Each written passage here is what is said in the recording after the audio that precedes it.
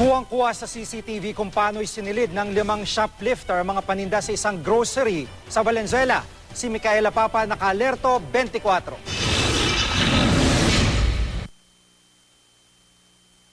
Sa kuha ng CCTV sa isang grocery store sa Valenzuela, makikitang may nagkukumpulang customers sa tabi ng isang staff.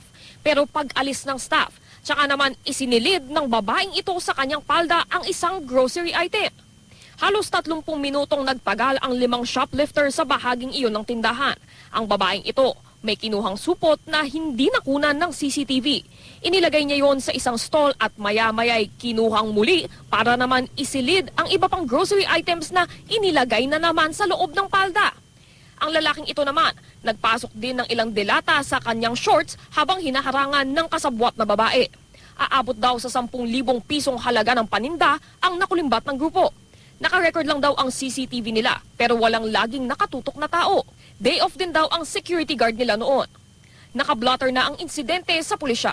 Yan, natatakot na talaga kami. Dapat yung ibang store matakot din kasi talagang matapang sila kahit maraming tao wala silang pakialam.